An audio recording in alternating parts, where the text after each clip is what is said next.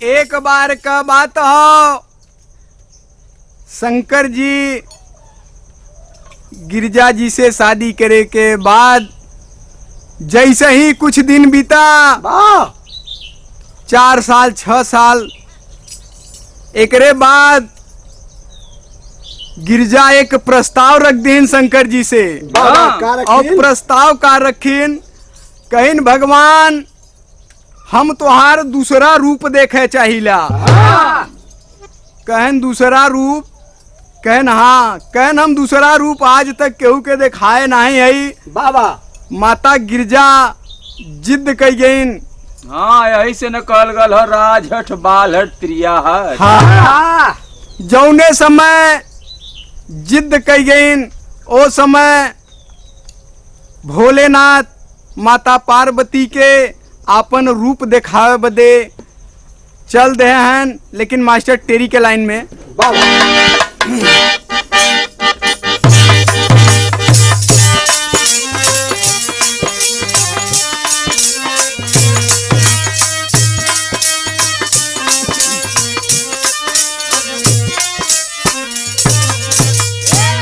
कहा दूनो ए भैया दूनो ना हो, अरे दूनो रूप दिखा लागल हमारो मानवा हो सजनवा, माना बतिया हो।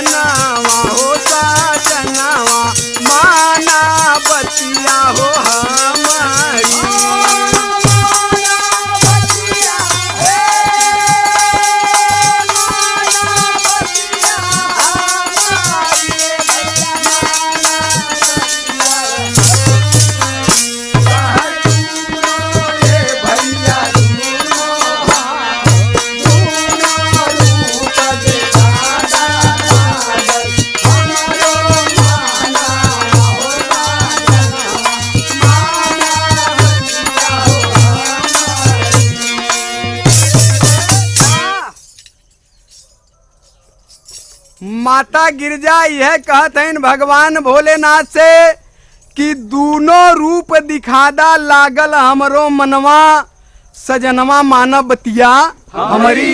लेकिन और का कहते हैं कि कैसे उसे शैल कुमारी, अरे खुद आधे नर आधे नारी हो,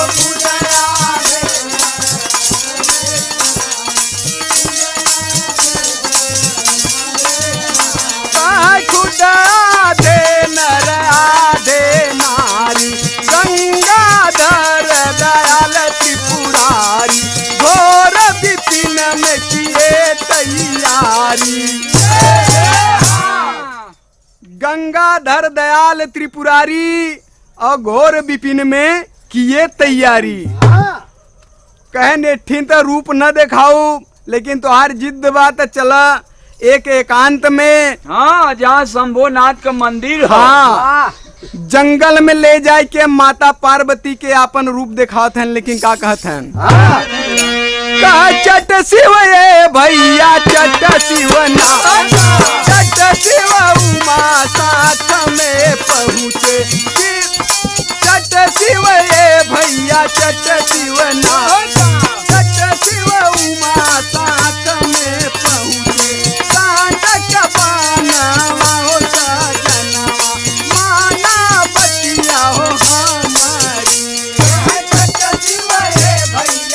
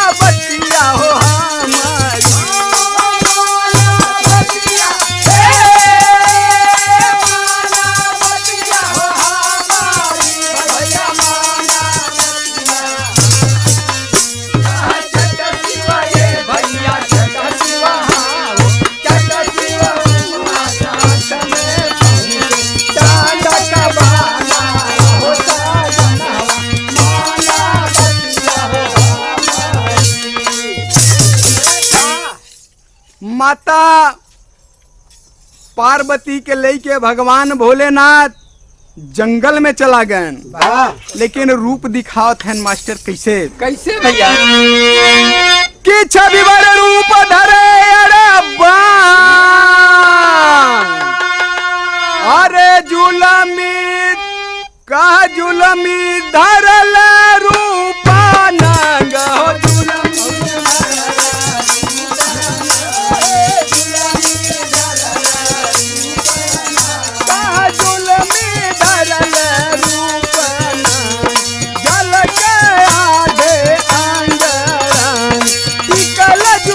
जोड़ी एक संग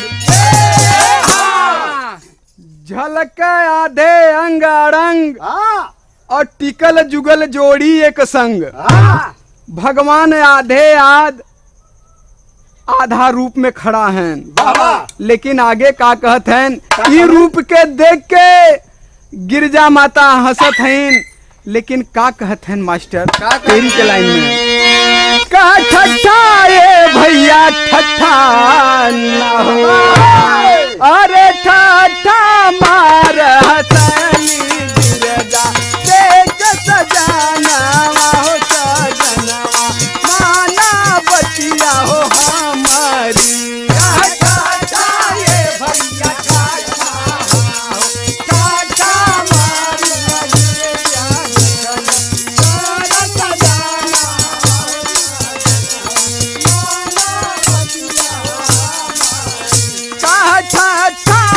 भैया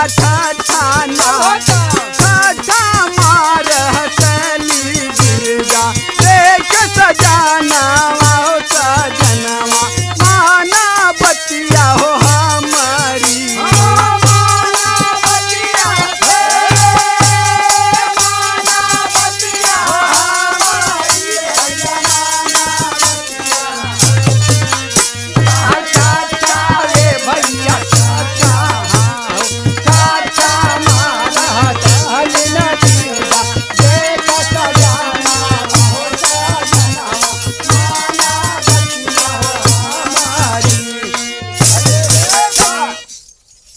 जौने समय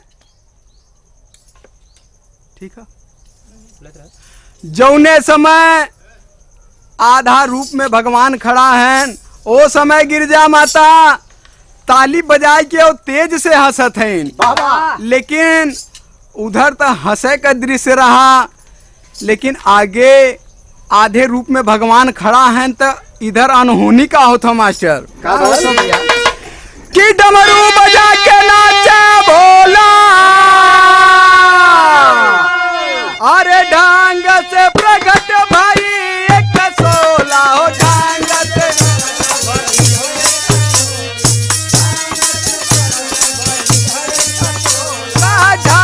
से प्रगट भाई एक सोला खड़ी से निकल शिवगर से बोला सपने लगाया दिन का गोला।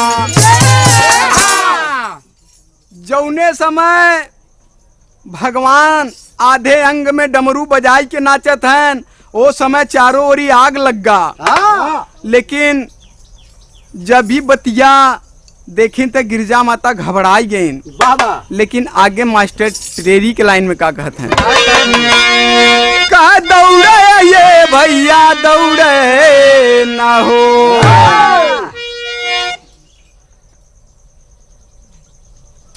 का दौड़े ये भैया दौड़े ना हो, अरे दौड़े रूप जरेला जैसे अगिन तूफानवा हो सजनवा माना बतिया हो हमारी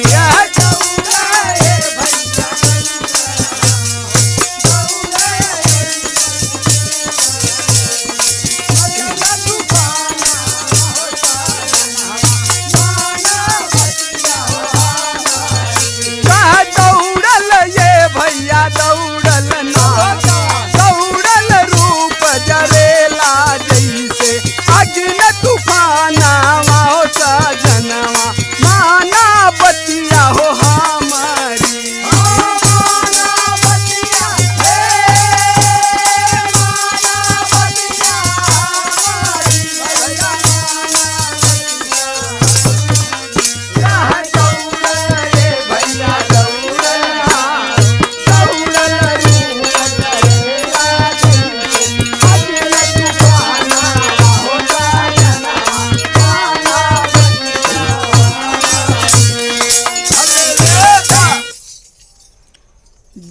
समय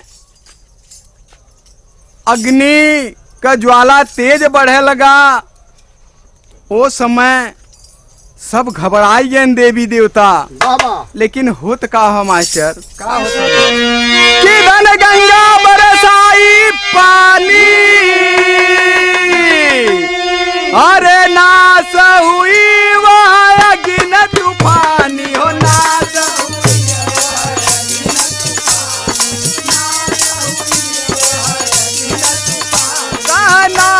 हुई वह अग्नि तूफानी, प्रगट भई चीटी छवि खानी, फिर वह चांदा से लिपटानी। इतनी बात देख के गंगा माई पानी बरसावे लगे।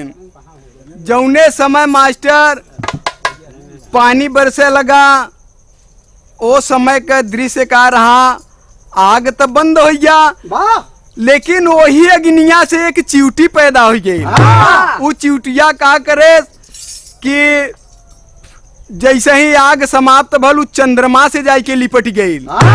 लेकिन आगे टेरी के लाइन में का कहतन, कह बिहसल ये भैया बिहसल, बिहसल चढ़ल चाँद पर चीटी, तोड़े तानवा हो सजनवा, माना बतिया हो हमारी।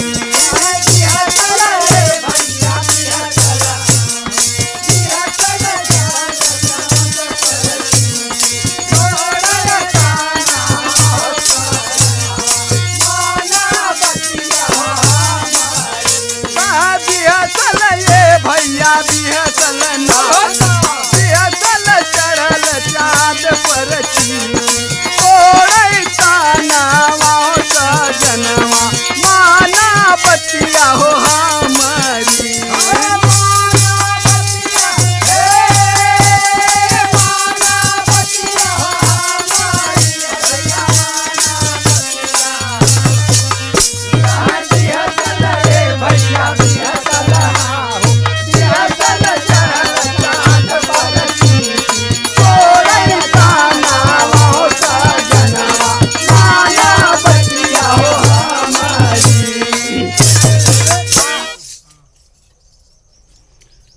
बिहसल चढ़ल चाँद पर चीटी, तोड़े तनवा सजनवा, माना बतिया हमारी। लेकिन अब परेशानी ढेर होता मास्टर।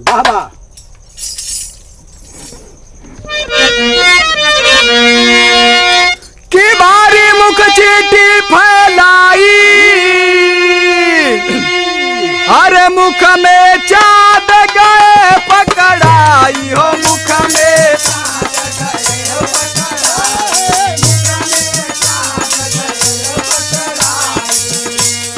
मुख में चाँद गए पकड़ाई, अब गिर जाके शोक समाई, रहनी शिव से अरज लगाई। चीटिया इतनी बड़ी मुंह बाएस कि उनमें चंद्रमा समाप्त हुई है। लेकिन ये बात जब गिरजा माता देखिन तो उनसे बर्दाश्त ना भग, घबराई के भगवान भोलेनाथ से का कहते हैं,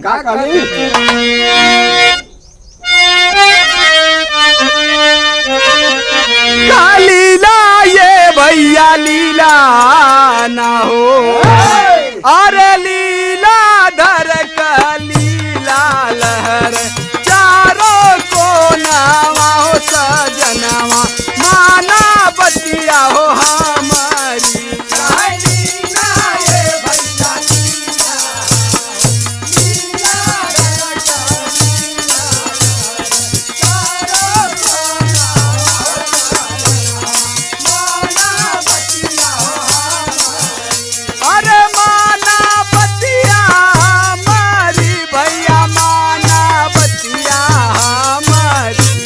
लीला ये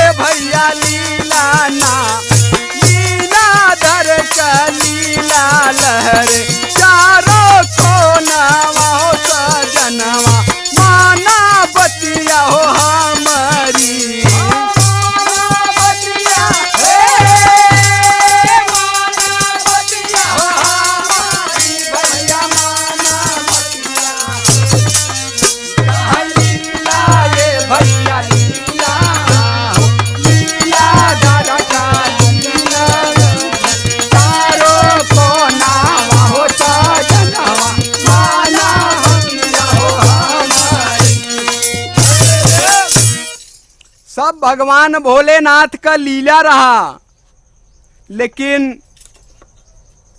माता पार्वती जब लीला समाप्त भल तो का कहत हैं मास्टर उड़ान के लाइन में कि वचन शिव से कही भवानी, अरे समझ में आयल नहीं कहानी, हो समझ में आयल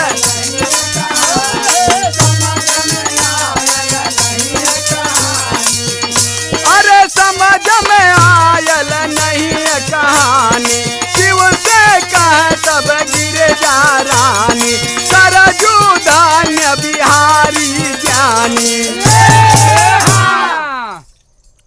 कह शिव से गिरजा रानी और सरजू धन्य बिहारी ज्ञानी। लेकिन आगे मास्टर गुरु घराना का परिचय देते हुए कैसे काली खैये भैया लिखई न हो, अरे लिख लालन सिंह भररिया, बामा का नावा सजनवा, मना बतिया हो हमारी। काली खैये भैया